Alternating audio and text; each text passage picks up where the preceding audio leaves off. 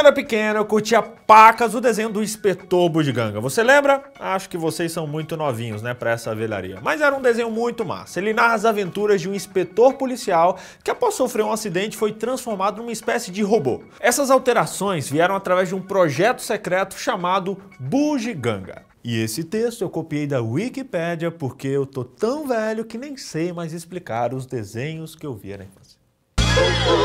O legal é que ele tinha 1001 utilidades, 1001 ferramentas escondidas num corpinho magrelo, vestido com um sobretudo. Sabe o que isso me lembra? O Novo Testamento. Tem muita, mas muita coisa profunda e de utilidade. Essas coisas estão ali, dispostas num espaço curto e aparentemente limitado. 1001 bugigangas espirituais muito úteis, uma vez que a gente utilize, pode nos livrar dos mais e mais variados perrengues. E nessa semana a gente vai descobrir algumas dessas bugigangas. Vamos pro estudo que agora eu fiquei animado! Hoje a gente vai estudar 2 Pedro 1, verso 1 ao verso 14. Nos versos 1 ao verso 4, Pedro diz que Jesus nos deu de presente uma fé valiosa, uma fé preciosa. É Jesus quem produz essa fé em nós. Pedro ainda nos entrega algo muito mais impressionante. Ele diz que recebemos também preciosas e muito grandes promessas, como a de nos tornarmos participantes da natureza divina. E para isso acontecer, nós temos que fugir da corrupção do mundo. Fugindo loucamente, sabe? Tipo esse cara aí fugiu da polícia.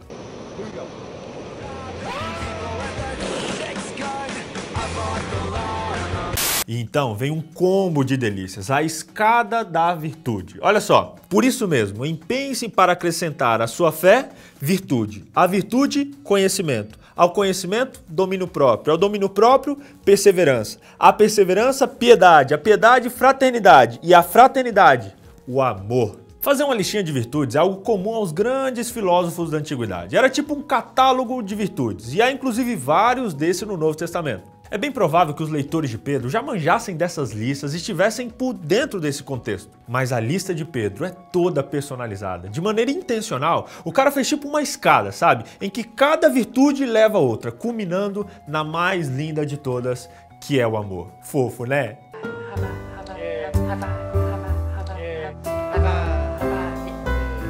Então vamos de tópico? Vamos!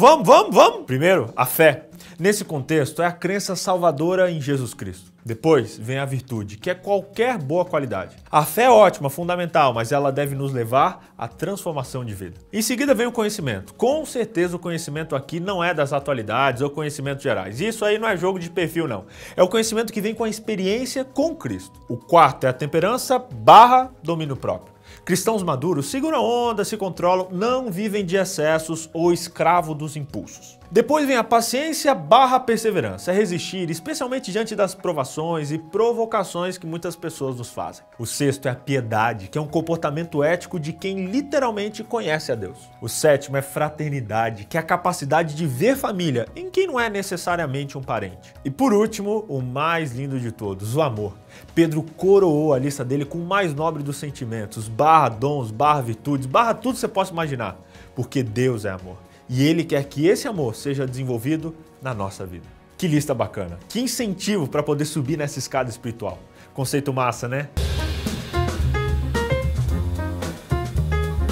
Nós precisamos desenvolver essas qualidades, porque se essas qualidades existirem e estiverem crescendo em suas vidas, elas impedirão que vocês, no pleno conhecimento do Senhor Jesus Cristo, sejam inoperantes e improdutivos. E falando de pecado, Pedro diz o seguinte: todavia, se alguém não as tem, está cego, só vê o que está perto, esquecendo-se da purificação dos seus antigos pecados. Essa nova realidade em que deixamos de ser inoperantes e produtivos requer o esquecimento do pecado. E a assimilação, sabe, de uma vida renovada, uma vida nova, naquele que faz novas todas as coisas, Jesus Cristo. Quem vive de passado é museu, por isso, olha pra frente e vai embora. Pedro conclui esse pedacinho dando aquela motivada na gente. Pois é, ele diz assim: portanto, irmãos, empenhem-se ainda mais em consolidar o chamado e a eleição de vocês, pois se agirem dessa forma, jamais tropeçarão. E assim, vocês estarão ricamente providos quando entrarem no reino eterno de nosso Senhor e Salvador,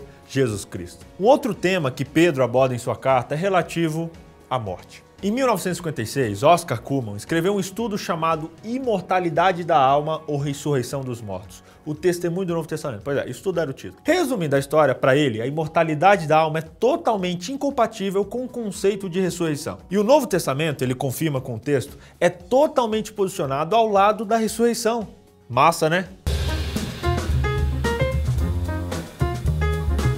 Cullmann até comentou que nunca outra publicação recebeu tantas respostas entusiásticas, mas também hostis como essa. 1 Coríntios 15 deixa claro, Jesus ressuscitou. O Novo Testamento, de fato, ele fala de ressurreição e não de mortalidade da alma. São conceitos radicalmente diferentes. Se a morte não fosse algo derradeiro e algo que em nós permanecesse vivo, para que haveria ressurreição? Qual seria a necessidade? Em 1 Coríntios 15, verso 14, Paulo fala tudo. Ele diz, se Cristo não ressuscitou, de que vale a nossa fé? Mas se ele ressuscitou, ele foi o primeiro dentre os que dormem, haverão outros. O Novo Testamento ele fala de ressurreição e é importante que a gente tenha isso em mente quando a gente lê 2 Pedro capítulo 1 e capítulo 2 também. Lá é dito assim, considere importante, enquanto estiver no tabernáculo desse corpo, despertar a memória de vocês, porque sei que em breve deixarei esse tabernáculo, como nosso Senhor Jesus Cristo já me revelou.